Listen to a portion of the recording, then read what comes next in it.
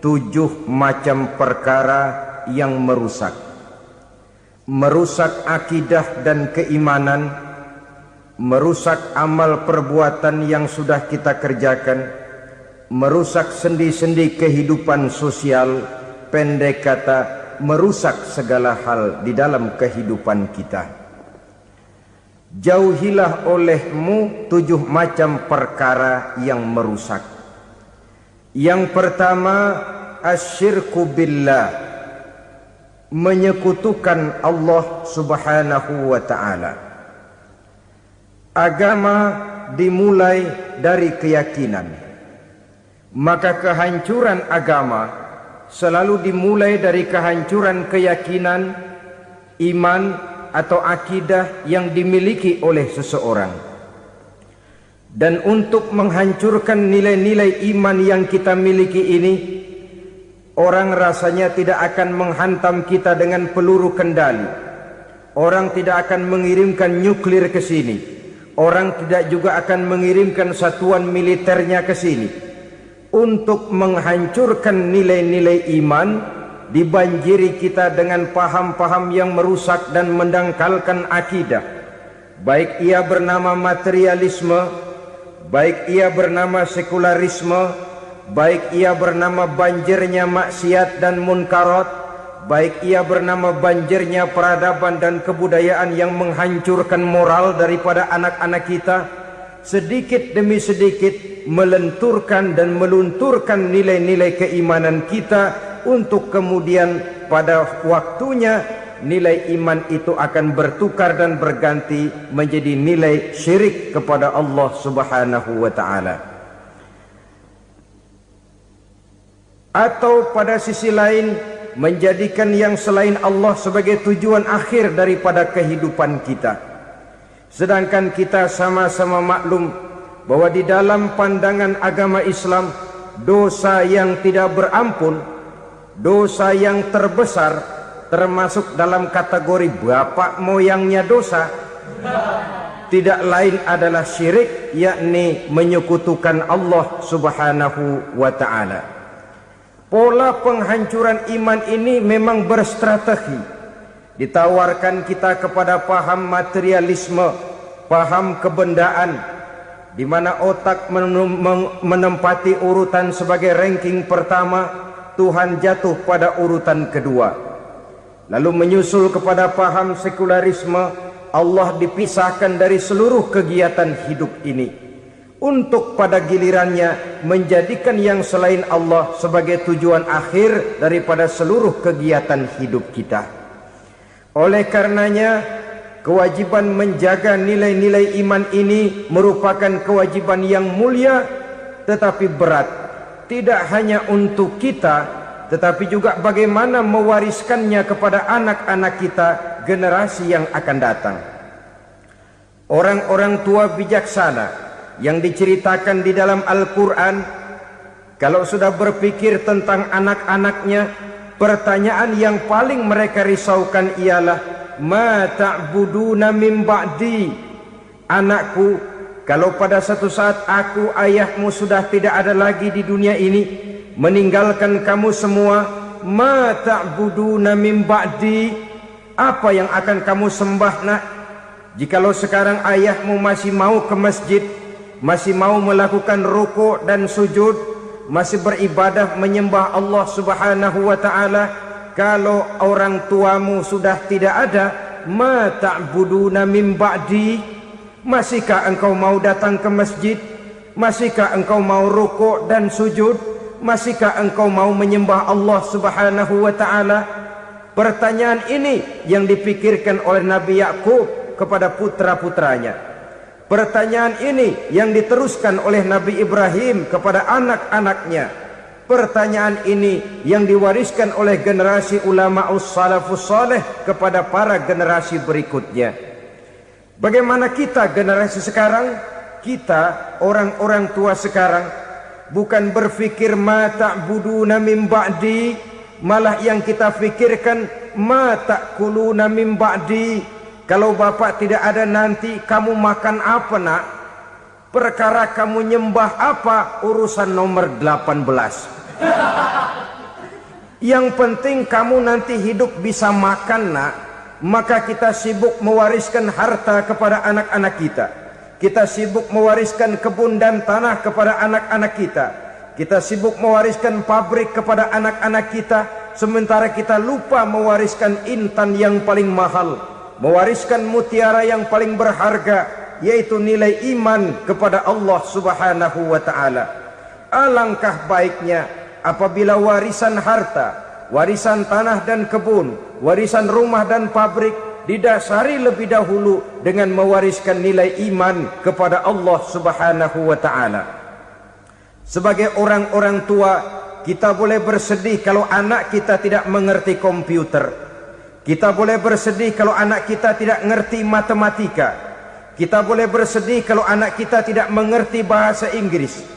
Tapi sewajarnya lebih bersedihlah kita orang tua jikalau mempunyai anak yang tidak kenal Allah sebagai Tuhannya, yang kemudian tidak mau rukuk dan sujud kepada Allah Tuhannya. Itulah kemalangan yang paling malang bila kita meninggalkan generasi yang tidak bertauhid kepada Allah Subhanahu wa ta'ala.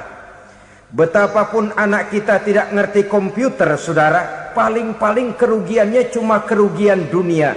Masuk dia ke alam barzakh, munkar nakir tidak akan sempat tanya kau belajar komputer apa tidak. Kumpul dia di padang mahsyar, malaikat juga tidak akan tanya matematikamu nilainya berapa. Yang ditanya kau kenal Allah, kau rukuk dan sujud kepadanya, kau pernah datang ke masjid.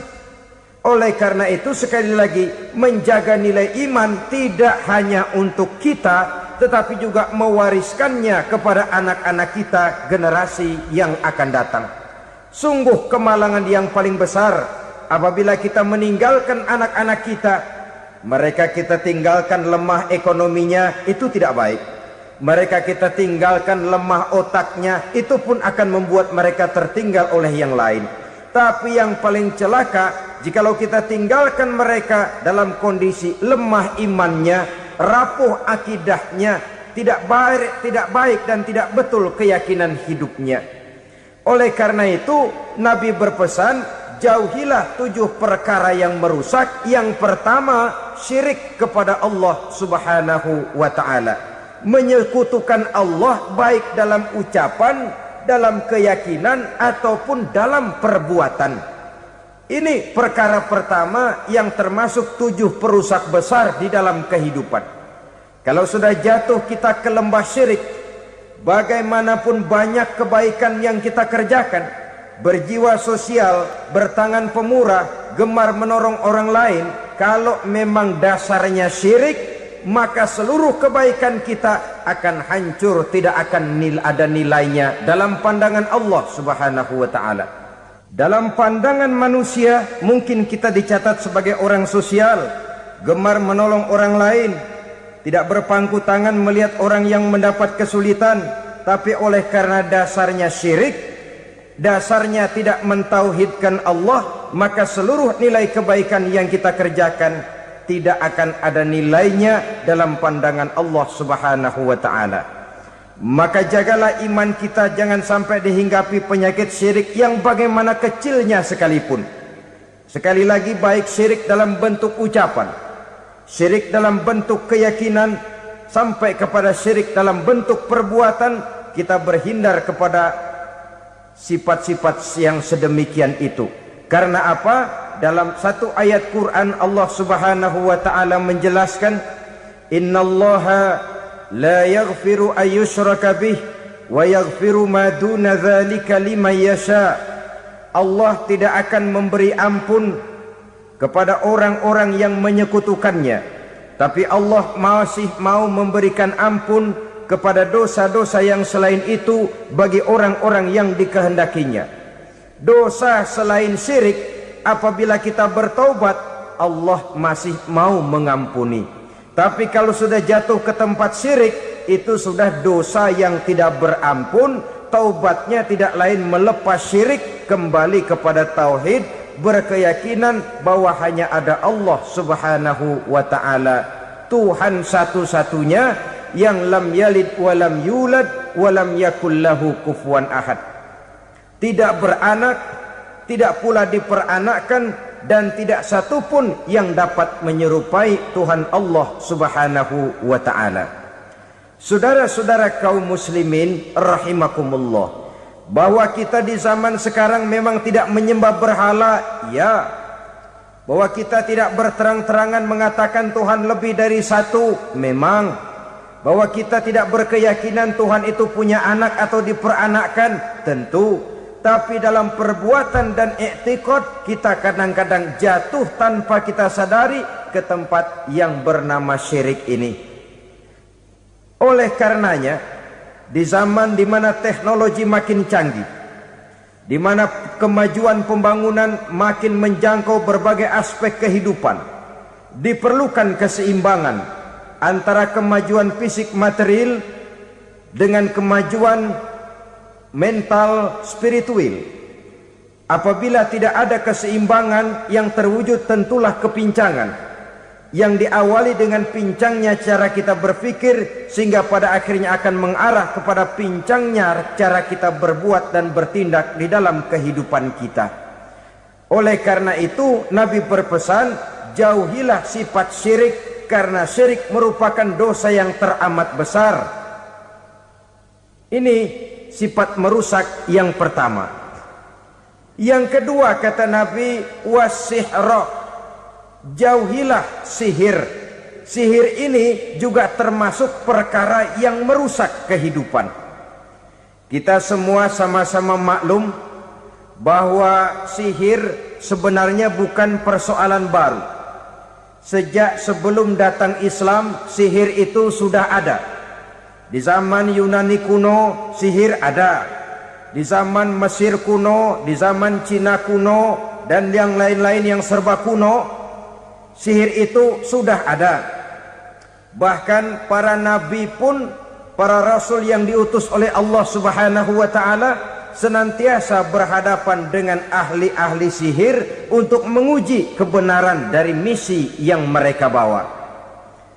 Sihir adalah perbuatan di luar kebiasaan yang bisa dikerjakan oleh ahlinya dengan bantuan jin atau setan. Hukum mempelajari sihir adalah haram, mengamalkannya lebih haram lagi. Sebab itu saudara-saudara, sihir merupakan perbuatan merusak yang harus kita jauhi. Ciri-ciri daripada perbuatan sihir, pertama, ia mengandung tipuan, bayangan khayal. Di zaman Nabi Musa misalnya, orang melihat tambang-tambang itu seperti ular. Nabi Musa melayangkan tongkatnya menjadi ular-ular besar yang memakan ular-ular kecil ciptaan tukang-tukang sihir Fir'aun tadi. Lalu sihir bisa terjadi dengan bantuan jin kafir atau setan. Kemudian ciri yang ketiga, sifatnya halus dan tersembunyi. Taruh kata ada seorang ahli sihir yang mempergunakan ayat-ayat Quran sebagai jompa-jampe, sebagai baca-bacaan, itu cuma sekedar kedok. Tujuannya tidak lain menjadikan agama sebagai ketok untuk membenarkan cara yang dimurkai oleh Allah Subhanahu wa ta'ala. Satu hadis yang diriwayatkan oleh Imam Bazar dan Tabrani, Nabi berpesan, laisa minna man tatayyara lahu au takahhana au tukuhhina lahu au sahira lahu. Tidak termasuk ke dalam golonganku, kata Nabi. Tidak termasuk umatku. Siapa mereka? Man tatayyara lahu, orang yang bertatoyur. Apa tatoyur itu? Dari kalimat toyaro, artinya terbang. Toir biasa diartikan dengan burung. Tatoyaro percaya kepada suara-suara burung. Man tatoyaro lahu, mempercayai, meyakini dengan benar-benar kepada suara beburungan. Kan suka ada itu, nah bunyi burung tuh, maling liwat. Maling liwat. Burung bunyi, maling liwat. Itu termasuk tatoyaro lahu, percaya kepada suara burung. Kan aneh kalau suara orang nggak dipercaya, suara burung malah dipercaya. Ada ustadz ceramah, kiai ngaji, nggak mau didengerin, burung dengerin bener. Nah, suaranya dari sebelah mana? Belah kulon. Nah, itu tandanya ano. Habis dihitung-hitung. Itu termasuk tatoyaro lahu. Au takahana, atau bertenung, au tukuhina, atau minta ditenungkan, au sahirolahu, atau melakukan perbuatan sihir, atau minta disihirkan.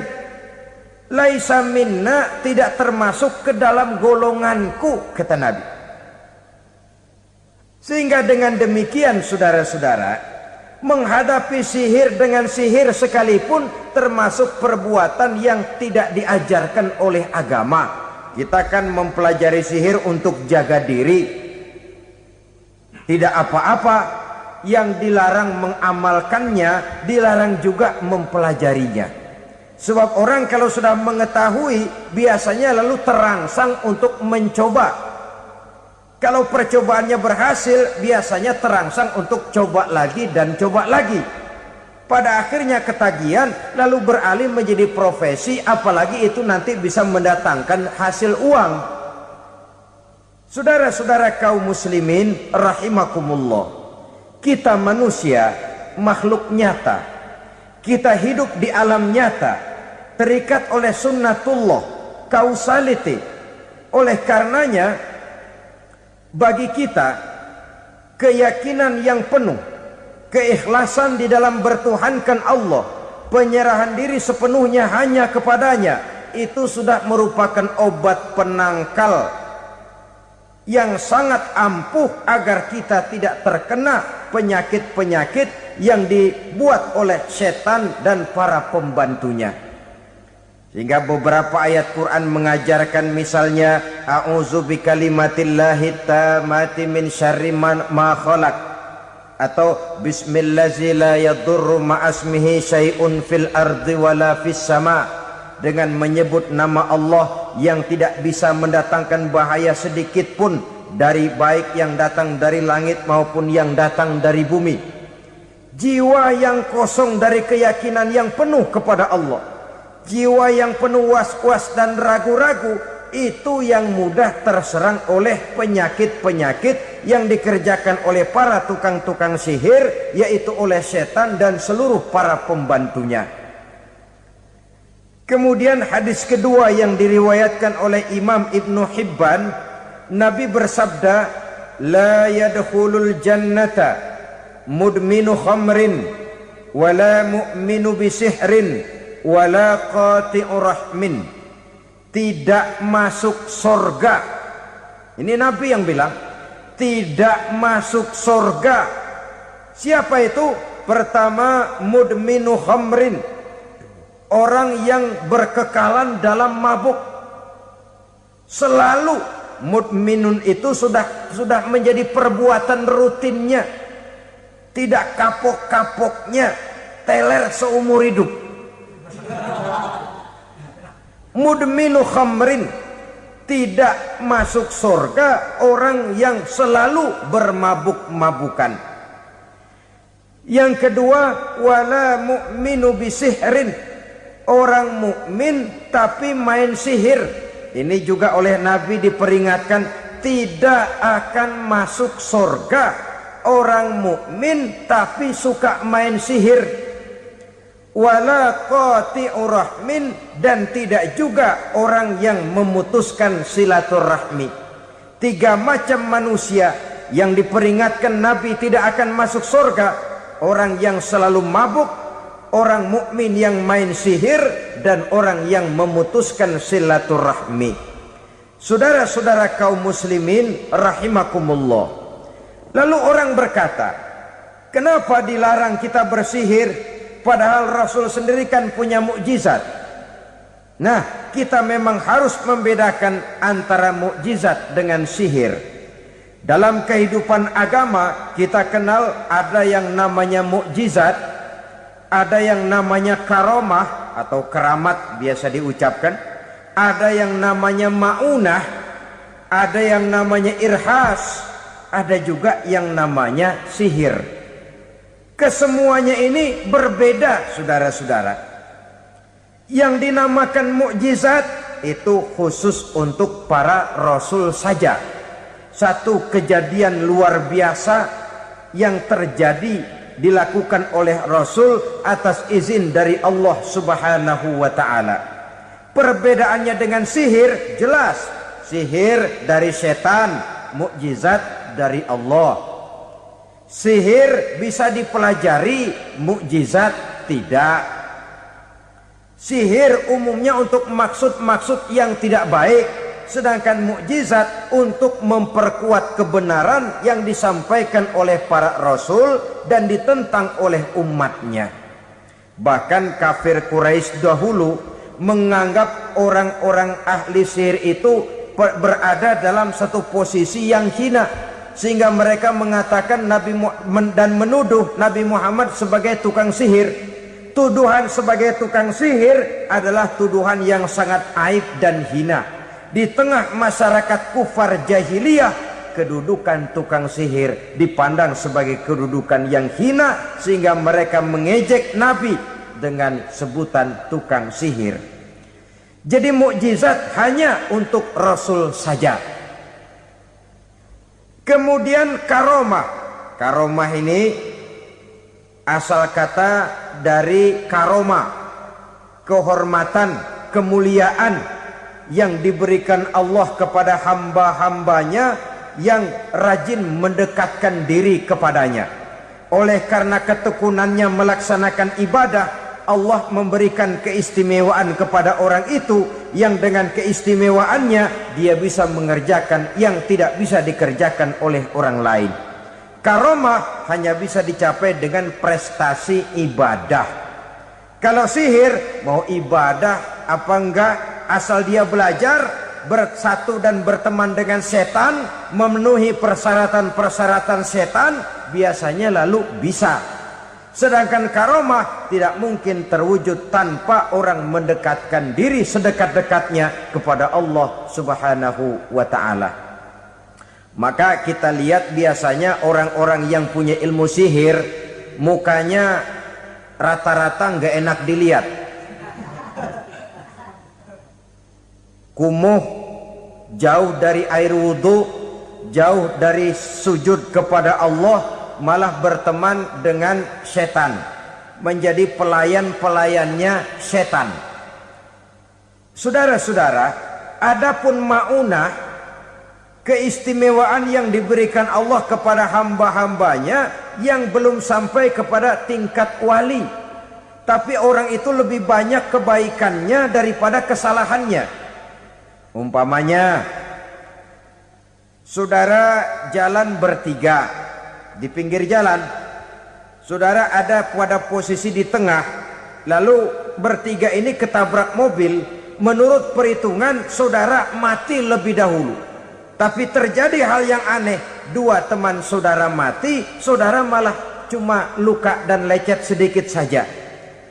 Apa itu? Kalau kita lebih banyak kebaikannya daripada kesalahannya, itu yang dinamakan maunah, pertolongan yang diberikan Allah kepada hamba-hambanya yang lebih banyak kebaikannya daripada kesalahannya. Sedangkan yang dinamakan irhas, kejadian luar biasa pada diri seseorang pada waktu dia masih kecil, yang menunjukkan tanda-tanda keistimewaannya. Itu umumnya pada para nabi pada usia kecilnya sudah ada irhas, tanda-tanda istimewa. Jelas baik mukjizat, karomah, maunah maupun irhas berbeda dengan sihir. Sihir ini jelas saja merupakan bantuan dan persekutuan antara manusia dengan setan. Padahal setan, kata Allah dalam Al-Quran, innahu lakum aduwwum mubin, sesungguhnya setan bagi kamu adalah musuh yang sangat jelas. Saudara-saudara kaum muslimin rahimakumullah, di zaman sekarang dalam menghadapi beban kehidupan yang makin pelik, menghadapi stres yang tidak kunjung selesai, menghadapi persoalan-persoalan yang teramat berat, orang sering mencari jalan keluar kepada hal-hal yang menurut pendapatnya bisa meringankan beban moralnya itu. Pergilah dia mencari sesuatu yang dapat meringankan bebannya. Dan tidak jarang yang jatuh ke pangkuan tukang-tukang tenung, ke pangkuan tukang-tukang sihir, yang mereka itu oleh Quran dijelaskan kadzabal munajjimun walau sodaku. Tukang-tukang tenung, tukang-tukang sihir, mereka itu bohong walaupun benar. Maksudnya bohong walaupun benar artinya kalau yang mereka kerjakan benar, itu sih kebenaran. Benar dengan kebenaran itu lain. Kebenaran, kebetulan bisa, tapi tidak untuk selalu. Apalagi kalau itu sudah membahayakan kehidupan orang lain. Jadi oleh karena itu Nabi berpesan, jauhilah daripada sihir. Kalau sudah jauhilah dari sihir artinya ya jauhilah daripada mempelajarinya, jauhilah daripada bergaul dengan orang-orang yang ahli di bidang itu, karena dari pergaulan segalanya bisa menular. Baiklah saudara, ini yang kedua. Yang ketiga pesan Nabi, wa qatlan nafsil lati harramallahu illa bil haq. Membunuh orang lain dengan cara yang tidak benar. Membunuh orang yang diharamkan oleh Allah Subhanahu wa taala untuk melakukannya kecuali dengan alasan yang benar. Kita tahu Islam adalah agama damai. Sesuai dengan namanya, ia tidak dikembangkan dengan pedang dan kekerasan. Ia dikembangkan dengan keteladanan dan tuntunan moral. Oleh karena Islam bukan agama kekerasan, Islam pun tidak mementingkan dan mengajarkan kekerasan kecuali dengan alasan yang benar dan bisa dipertanggungjawabkan. Membunuh dengan sengaja, menghilangkan nyawa orang lain tanpa alasan yang bisa dibenarkan adalah merupakan dosa besar dan satu di antara 7 perkara yang bisa mendatangkan kerusakan dalam kehidupan dan yang hendaknya harus kita jauhi. Saudara-saudara kaum muslimin rahimakumullah, beberapa waktu yang lalu di sebuah kota kecil yang indah bernama New Auckland. Saudara tahu New Auckland? Itu dari Gunung Kidul masih ngidul lagi. Pernah diadakan satu seminar yang membicarakan bagaimana menyelamatkan masyarakat manusia dari bahaya Perang Dunia Ketiga.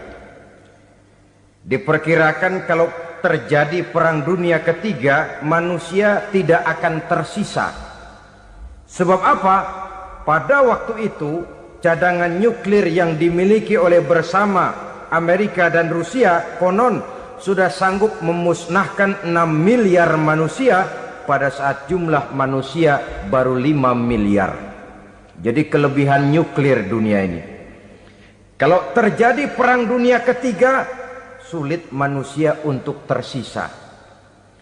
Maka dibahaslah di dalam seminar itu, wah, supaya tidak terjadi Perang Dunia Ketiga, maka perlombaan membuat senjata-senjata canggih, alat-alat pembunuh modern harus segera dibatasi.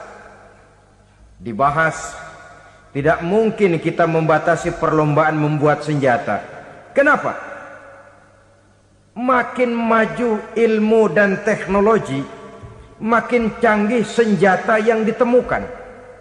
Atom sudah meningkat menjadi nuklir, nuklir sudah meningkat menjadi neutron, dan kita tahu bom yang bernama neutron ini bom yang cukup membunuh tanpa perlu merusak. Artinya kalau dia diledakkan di kota kita ini, bangunan utuh, jembatan tidak ambruk, rumah-rumah tetap berdiri, tapi semua yang bernama hidup mati. Itu katanya lebih sopan dari bom atom. Sebab kalau si atom ini sudah membunuh, merusak pula. Neutron cukup membunuh saja tanpa perlu merusak. Jadi majunya senjata-senjata teknologi sebagai akibat yang logis dari kemajuan ilmu pengetahuan ini tidak bisa kita batasi. Dan memang sebenarnya yang bahaya bukan senjatanya, tapi manusia yang mengendalikan senjata itu. Mereka kembali kepada prinsip the man behind the gun. Bukan senjatanya yang bahaya, tapi manusia yang mengendalikan senjata itu yang bahaya. Walaupun senjatanya modern, katakanlah model M16 umpamanya, kalau yang mengendalikannya orang beriman, insya Allah aman. Tapi biar megang cuma senapan angin, kalau yang megang orang brutal, ngeri kita deket-deket. Apalagi kalau memang bukan ahlinya menggunakan senjata, bisa ngeker kaki kena jidat.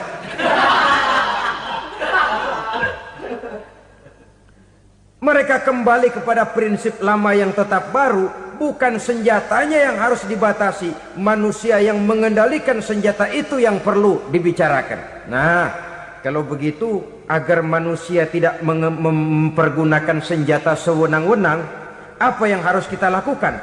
Ya, manusianya harus bermoral. Ya, tapi moral yang mana? Di dunia ini banyak ajaran tentang moral. Itu pun mudah saja. Di sini kan kita undang saja ahli dari berbagai agama untuk membicarakan konsep perdamaian menurut agamanya masing-masing. Baik, setuju itu, setuju. Maka tampillah para ahli agama, mereka kembali kepada prinsip moral daripada konsep yang terkandung di dalam ajaran agama untuk menegakkan perdamaian. Mula-mula naiklah ahli dari agama Hindu. Dibacakan konsep perdamaian menurut ajaran agama Hindu, bahwa untuk damai manusia harus meninggalkan nafsu keduniaannya, menempuh samsara dan sebagainya untuk mencapai nirwana, menjauhi kemegahan dan kemewahan dunia. Ini lalu dibahas, rasanya juga tidak mungkin ini. Kemudian dari agama Nasrani, bahwa untuk damai manusia harus menciptakan sifat kasih sayang. Kalau ditampar pipi kiri, berikan pipi yang kanan. Kalau diberikan selendang, berikan baju. Nanti orang kasihan, lalu dia tidak akan nampar lagi. Ketika ini dibahas, ternyata rasanya pun tidak mungkin bisa diterima. Karena apa? Di zaman sekarang orang ditampar pipi kiri, dikasih pipi kanan. Bukan kasihan, gemes. Damai belum tentu, bonyok udah jelas. Lalu ketika dibacakan konsep perdamaian menurut Quran, di mana disampaikan ayat wa jazaa'u sayyi'atin sayyi'atun misluha faman afa wa aslaha fa ajruhu 'ala Allah. Balasan terhadap satu kejahatan adalah kejahatan yang seimbang. Tetapi barang siapa yang memberi maaf dan mencari jalan damai, itulah yang terbaik dan akan mendapat pahala dari Allah Subhanahu wa ta'ala. Kamu tidak salah ditampar pipi kirimu, tampar lagi pipi kirinya sekeras dia menampar pipi kirimu. Nanti orang tidak mau menampar kita karena dia tahu kalau dia tampar kita, dia akan menderita tamparan sekeras dia menampar kita. Akan terjadilah prinsip saling hormat menghormati, tidak saling ganggu, tidak saling usil, tidak saling jahil. Atas dasar ini perdamaian bisa ditegakkan. Mereka bisa menerima konsep ini, tapi kemudian seminar ditutup tanpa satu keputusan resmi. Kenapa? Terus terang mereka kagum dengan konsep Islam, tapi sentimen lama terhadap nilai-nilai Islam telah menutup mata mereka untuk menerima kebenaran dari ajaran Al-Quranul Karim. Saudara-saudara kaum muslimin rahimakumullah, kembali kita kepada persoalan pokok. Roh adalah dari Allah. Dia akan kembali kepada Allah, milik mutlak dari Allah. Tidak pantas kita merampasnya dari orang lain. Tidak wajar kita menghilangkannya tanpa alasan yang dibenarkan oleh agama. Di zaman sekarang akibat persaingan hidup yang makin tajam, lapangan kerja yang makin sulit, tensi ekonomi yang makin tinggi, atau karena nilai moral yang makin rendah, atau juga karena rapuhnya pegangan orang kepada agama, nyawa rasanya sudah sedemikian murahnya. Berbagai kasus membuat berdiri bulu roma kita. Ada mayit, ada manusia dipotong 6, dicincang macam kambing. Ada yang dipotong 5, ada yang dipotong 13, dikardusin, dibuang ke tempat sampah. Inna lillahi wa inna ilaihi raji'un. Gejala apa ini? Kanibalisme. Manusia sudah demikian sadisnya, manusia sudah sedemikian buasnya, sehingga sesama manusia diperlakukan seperti hewan. Padahal hewan sendiri belum pernah macan makan macan, bagaimanapun buasnya macan. Belum pernah serigala memakan serigala, bagaimanapun brutalnya serigala. Tetapi manusia makan manusia di zaman sekarang kadang jadi kenyataan dalam kehidupan kita. Kadang persoalannya remeh saja. Soal uang 200 perak, pisau bicara, nyawa melayang. Soal rokok sebatang, celurit bicara, nyawa melayang.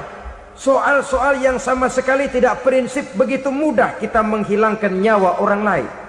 Padahal Nabi pernah memperingatkan, apabila dua orang muslim sudah berkelahi dan berbunuh-bunuhan, al-qatil wal maktul finnar, yang membunuh dan yang terbunuh dua-duanya neraka.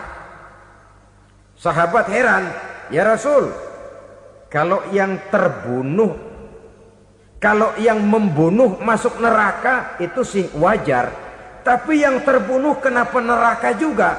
Beliau menjawab, dua-duanya sudah punya niat untuk saling membunuh. Niatnya itu yang diponten. Yang terbunuh cuman lagi apes aja, keduluan dia. Umpama tidak terbunuh, pasti dia yang akan membunuh. Oleh karenanya al-qatil wal maktul, yang membunuh dan yang dibunuh finnar, dua-duanya masuk ke dalam neraka. Islam menghormati kehidupan, tidak hanya terbatas kepada sesama muslim, orang-orang yang berlainan agama pun yang mau hidup berukun, damai, berdampingan dengan umat Islam, jiwa mereka, darah mereka dilindungi oleh nilai-nilai Islam yang disebut dengan kafir zimmi ini. Mengganggu mereka sama saja dengan mengganggu aku, kata Nabi. Jadi oleh karena itu, sayangilah sesama. Kehidupan adalah anugerah Allah, bukan wewenang kita untuk mencabutnya dari orang lain, bukan wewenang kita untuk merampas dan menghilangkannya dari orang lain. Apa yang tidak enak terjadi pada diri kita, begitu pula lah apabila terjadi pada diri orang lain. Sehingga Nabi mengatakan, la yu'minu ahadukum hatta yuhibba li akhihi ma yuhibbu li nafsihi. Belum dikatakan beriman seseorang kamu apabila dia belum mencintai saudaranya seperti ia mencintai dirinya sendiri. Apa yang enak dirasakan oleh orang lain, enak juga dirasakan oleh dia. Mengukur orang lain dengan diri sendiri. Kalau orang lain tanpa salah saya fitnah, kalau saya tanpa salah difitnah orang, enak apa enggak? Enggak, orang lain juga begitu. Kalau orang lain tanpa salah saya tempeleng kepalanya, enak apa tidak? Tidak. Orang lain juga begitu. Yang tidak enak terjadi pada diri kita, tentu tidak enak juga kalau terjadi pada orang lain. Mengukur orang lain dengan diri sendiri, sehingga tidak timbul sifat egois, tidak menari di atas bangkai orang lain, tidak mendirikan kebahagiaan di atas untayan air mata orang lain. Sehingga dengan demikian saudara-saudara, dia bisa menghormati kehidupan, menghormati orang lain sebagaimana dia ingin dihormati. Inilah perbuatan ketiga yang merusak, membunuh orang lain dengan yang diharamkan Allah tanpa alasan yang benar. Yang ketiga. Kemudian yang keempat, perbuatan merusak wa aklar riba, makan riba. Hidup adalah tolong menolong. Bahasa kerennya take and give katanya. Saling memberi dan saling menerima. Nabi mengajarkan man kuraba kurbatan min kurabid dunya karaballahu lahu kurbatan min kurabi yaumal qiyamah. Wallahu fi aunil abdi madamal abdu fi auni akhihi. Siapa yang meringankan beban dari beban-beban yang dirita seseorang di dalam kehidupan dunia, Allah akan meringankan bebannya daripada beban-beban yang harus dipikulnya di hari kiamat nanti. Wallahu fi aunil abdi madamal abdu fi auni akhihi. Allah senantiasa akan menolong seorang hamba selama hamba itu masih mau menolong saudaranya. Allah selalu akan menolong seorang hamba selama hamba itu masih mau menolong saudaranya. Apabila kita sudah berpangku tangan terhadap kesulitan orang lain, biasanya pun pada saat kita mendapat kesulitan, kita akan sulit juga memperoleh pertolongan. Nah, riba alias renten, kedoknya adalah menolong orang, tapi sama juga bulu buntutnya dilepas, palanya dicekek. Menolong orang pada akhirnya menjadi beban bagi seseorang, dan memang mencari orang-orang yang berada dalam posisi kesulitan. Biasanya di daerah-daerah di mana musim paceklik, jadi lapangan kerja sulit, sedangkan urusan perut tidak bisa ditunda. Akhirnya orang terjebak ke dalam rentenir, ke dalam riba, ke dalam renten. Bunga berbunga, sehingga satu saat jumlah bunganya bisa lebih besar dari jumlah pinjaman pokoknya. Kemudian kalau juga ternyata tidak bisa dibayar, rumah jadi taruhan. Memang rumah satu-satunya, begitu rumah ditarik mulain camping. Bukankah pada akhirnya akan mewariskan kesengsaraan? Oleh karena itu, kepada kita berusahalah jangan berhubungan dengan rentenir, jangan makan renten dan riba. Kepada mereka yang melaksanakan riba, walaupun mendatangkan keuntungan materi, tapi percayalah harta yang didapat dengan jalan riba tidak akan membawa keberkahan. Manakala tidak membawa keberkahan, dia tidak akan mendatangkan ketenangan di dalam kehidupan kita. Oleh karenanya, memakan harta riba termasuk perbuatan yang merusak sendi-sendi kehidupan sosial, merusak kehidupan orang lain, merusak kehidupan masyarakat, tetangga, pergaulan dan sebagainya. Yang kelima, wa akla malil yatim, memakan harta anak yatim dengan cara yang zalim. Nih, memang lezat. Anak yatim itu nggak tahu urusan apa-apa. Kita diamanahkan untuk mengurusinya. Kadang-kadang dibentuklah panitia penyantunan yatim piatu. Yatimnya mah tetap kelaparan, panitianya yang pada gendut.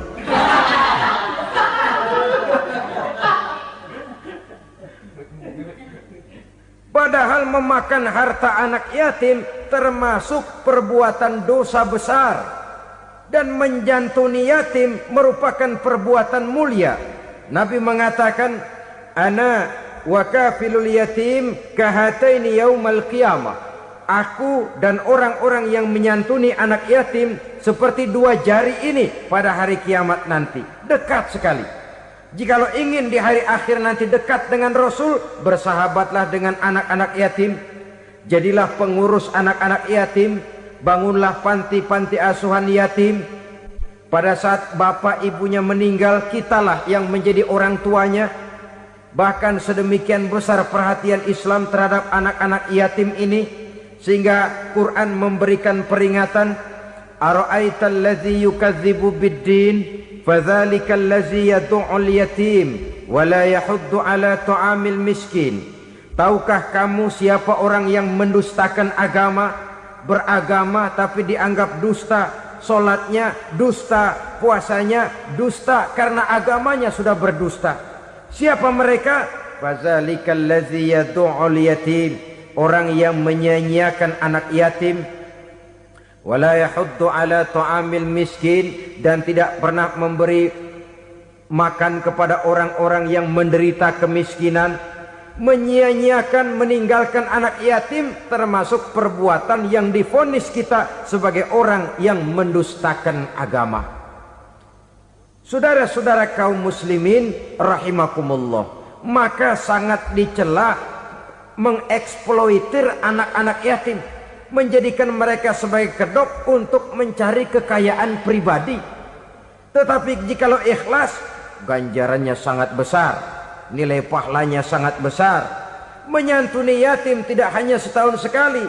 Kalau Muharram pakai istilah lebaran yatim, dibentuklah panitia, diberilah beras, uang 45.000 rupiah, alhamdulillah.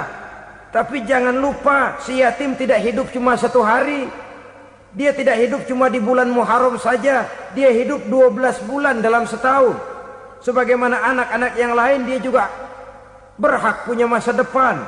Dia juga berhak menikmati bangku sekolah. Dia berhak mengenyam arti dan makna pendidikan. Dia berhak membekali diri dengan ilmu dan pengetahuan, seperti halnya anak-anak yang lain.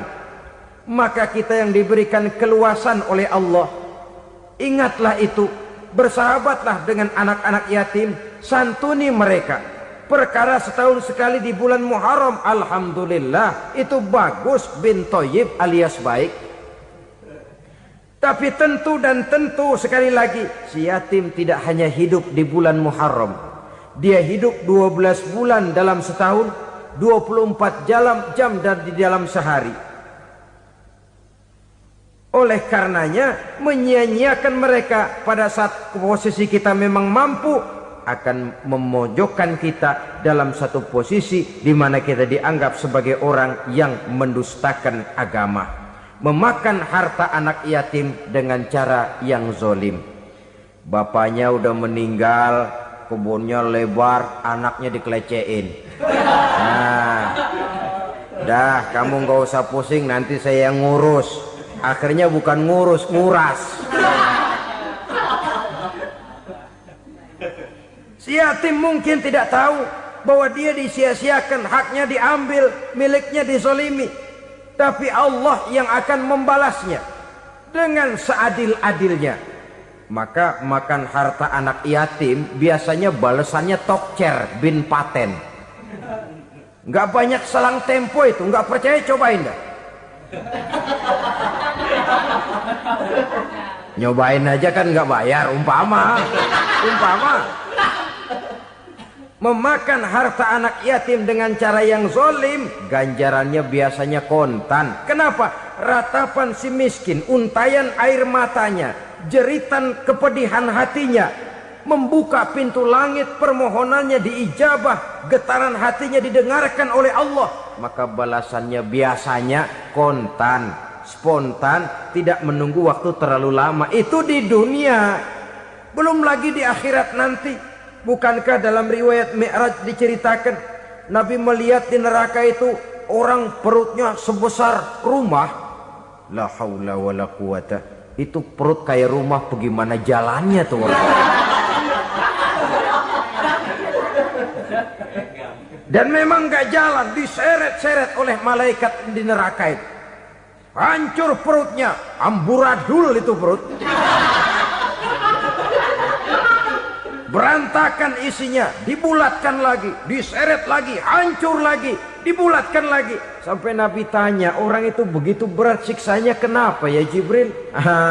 Itu Muhammad, waktu di dunia dulu rakus banget makan harta anak yatim. Begitu vonisnya, begitu menyedihkan nasibnya di akhirat. Tapi di dunia pun ketidakberkahan itu sudah membayangi kehidupannya.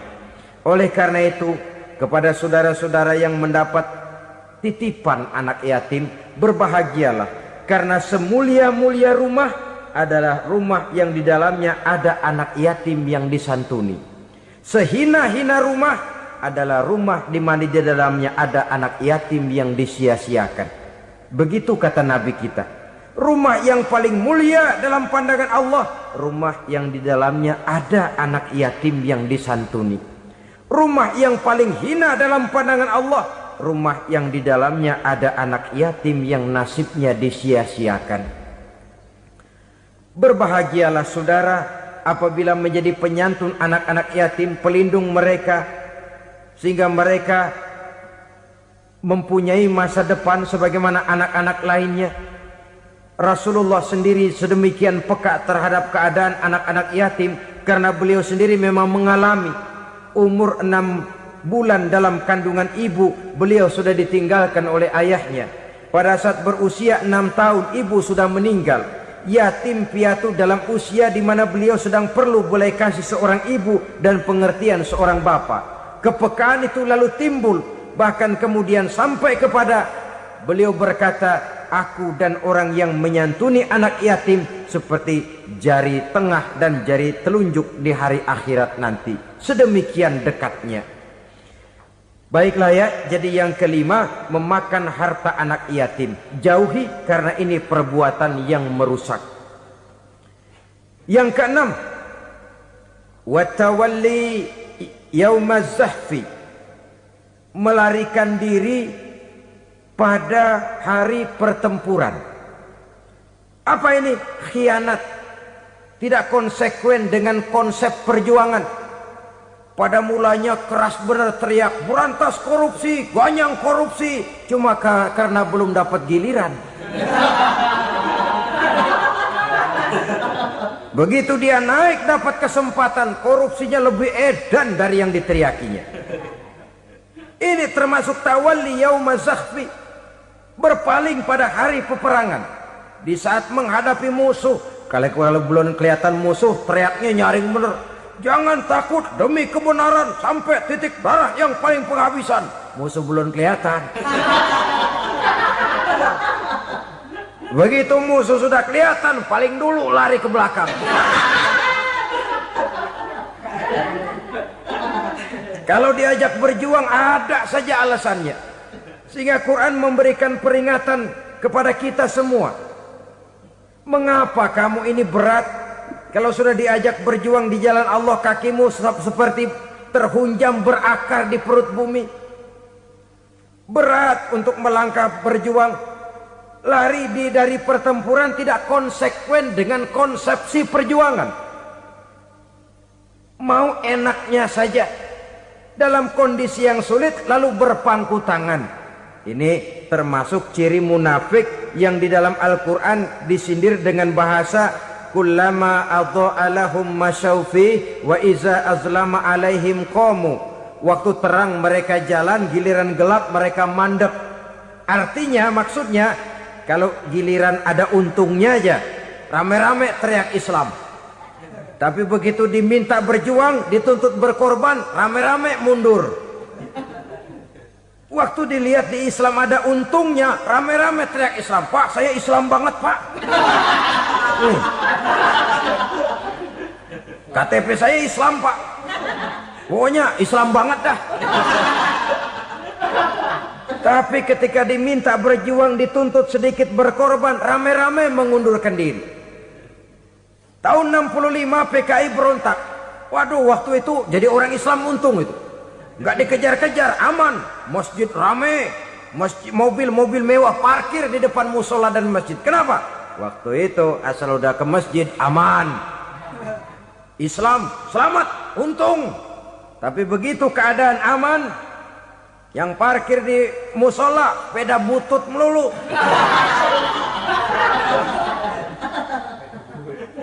Waktu terang mereka jalan, waktu gelap mereka berhenti. Dikala di Islam ada untungnya, baru wah Islam bagus, Islam hebat. Tapi waktu dilihat ada kerugian, jangan bawa-bawa Islam dah. Jangan bicara soal Islam, ini kan bukan soal agama. Bukan soal agama. La haula wa la quwata illa billah. Beragama kita ambil talfik fid din, mengambil yang enteng-enteng saja dalam urusan beragama ini. Tidak konsekuen kita dengan Islam kita.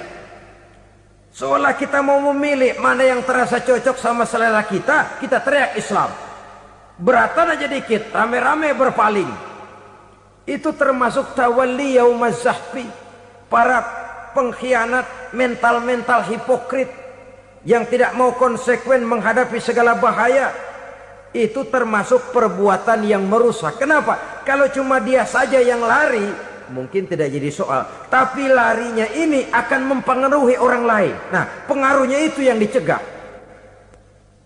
Sebab kalau satu sudah mulai lari, yang lain mulai ngelirik. Ketika yang dilirik kemudian tidak ada reaksi, dia akan ikut lari. Artinya apa? Seorang muslim harus konsekuen dengan konsep perjuangannya, dengan keyakinan keagamaannya, dan tidak memilih yang enak-enak saja di dalam kehidupan beragama. Lari dari pertempuran, bermental khianat, mengkhianati agama, merupakan satu di antara sifat yang merusak. Terakhir saudara,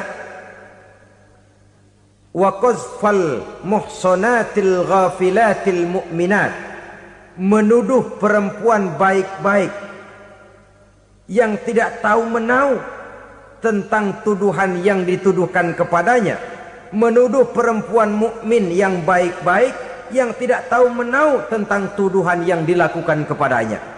Fitnah lebih bahaya daripada pembunuhan. Orang yang tidak salah bisa hancur namanya. Orang yang berniat baik bisa ambruk perjuangannya oleh karena fitnah. Sehingga dikatakan al-fitnatu asyaddu minal qatli.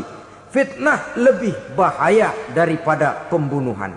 Maka memfitnah ini termasuk satu dosa di antara 7 hal merusak yang harus kita jauhi semampu kita, semampu-mampunya. Mengupayakan sebisa-bisanya jangan sampai terjebak ke dalam hal yang demikian. Nah, saudara-saudara, inilah saja pertemuan kali ini. Mudah-mudahan ada manfaatnya. Semoga Allah memberikan kekuatan zahir dan batin kepada kita untuk bisa menjauhi 7 perkara yang merusak ini. Selalu berusaha menyimpan sesuatu yang bisa membawa manfaat, baik untuk dirinya, untuk anak cucunya, maupun untuk keluarganya, untuk masa kini dan masa depannya. Kadang simpanan itu berbentuk uang, kadang berupa tanah, lain saat berbentuk pabrik, dan lain sebagainya. Sementara masa depan yang paling pasti adalah akhirat. Jika untuk masa depan dunia kita rela memeras keringat, membanting tulang, pergi pagi dan pulang petang, menyimpan uang, menyimpan tanah, menyimpan pabrik, pernahkah kita merenung jika satu saat kiamat datang, kita dibangkitkan dari kubur masing-masing, berdiri di padang mahsyar untuk mempertanggungjawabkan seluruh kegiatan hidup kita di dunia ini, lalu kita akan menuju ke alam akhirat. Sudahkah kita mempunyai simpanan untuk akhirat kita? Pada pertemuan kali ini saya ingin menyampaikan sebuah hadis di mana Rasulullah sallallahu alaihi wasallam bersabda, arba'un min kanzil jannah. Simpanan sorga ada 4 macam. Yang pertama, ikhfa'us sadaqah, menyembunyikan sedekah. Saudara-saudara kaum muslimin, sebagaimana yang kita maklum bahwa Allah Subhanahu wa taala melebihkan sebagian rezeki dari kita terhadap yang lain. Ada yang kaya, ada yang setengah kaya, ada yang miskin, ada yang setengah miskin, dan selanjutnya. Ada yang gajinya kecil tapi penghasilannya gede. Ada yang penghasilannya gede tapi nggak punya gaji. Ada juga yang memang gajinya gede dan penghasilannya gede. Kelebihan rezeki merupakan sunnatullah dan tidak harus membuat kita merasa lebih dari yang lain.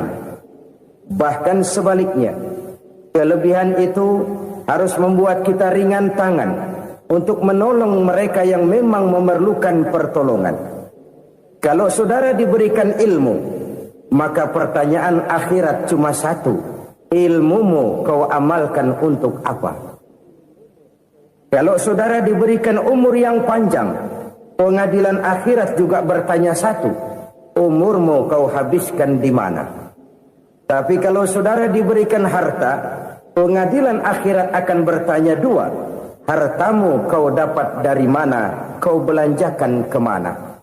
Dari mananya ditanya, dan kemananya juga ditanya. Oleh karena kita akan dimintakan pertanggungan jawab, maka amanah yang bernama harta ini harus kita gunakan dengan sebaik-baiknya. Ada penggunaan yang merupakan kewajiban, itu zakat namanya. Ada penggunaan yang sewaktu-waktu, itu infak namanya. Ada yang lebih sewaktu-waktu lagi, dan itu sedekah namanya. Zakat dia terikat oleh haul dan nisab, oleh putaran batas waktu dan ukuran dari harta itu sendiri. Sedangkan infak terikat oleh situasi dan kondisi perekonomian seseorang. Sedangkan sedekah tidak terikat dengan apapun. Dalam kondisi seperti apapun kita bisa melakukan sedekah dengan yang terkecil sekalipun. Sampai-sampai Rasulullah sallallahu alaihi wasallam mengajarkan, la tahqiranna minal ma'rufi syai'an walau an talqa akhaka biwajhin talik. Atau ada hadis, tabassumuka fi wajhi akhika laka shadaqah. Senyumanmu kepada temanmu adalah sedekah. Jadi untuk melakukan sedekah tidak harus dalam berbentuk uang. Dengan ilmu kita bisa sedekah, dengan tenaga kita bisa bersedekah, dengan pikiran kita bisa bersedekah, bahkan senyum kepada teman itu pun sedekah. Jadi kalau sedekah dengan uang memang belum punya uang, nyengir aja banyakin. Itu asal pada tempatnya, jangan lalu ketemu tiang listrik cengengesan. Tentu tidak pada tempatnya dan tidak wajar. Nah, sedekah yang paling dicintai Allah adalah sedekah yang disembunyikan. Artinya jauh dari sifat riya. Kan kadang-kadang ada orang sedekah itu disebutkan namanya. Apa tidak bagus? Kalau memang niatnya ikhlas, ya bagus-bagus saja. Untuk memberikan sugesti kepada yang lain. Di Fulan bin Fulan nyumbang sekian, diumumkan.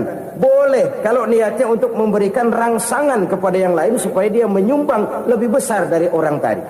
Tapi kalau itu mendatangkan riya, maka sedekah yang paling dicintai Allah adalah sedekah yang disembunyikan. Tangan kiri saja tidak tahu apa yang diberikan oleh tangan kanan. Sedekah yang dilakukan dengan ikhlas akan merupakan perbendaharaan surga, tersembunyi dari pandangan orang lain, tidak seorang pun tahu. Karena memang sikap yang baik adalah melupakan kebaikan dan mengingat kesalahan. Itu salah satu ciri orang bahagia. Orang yang selalu mengingat kesalahannya dan berusaha melupakan segala kebaikannya.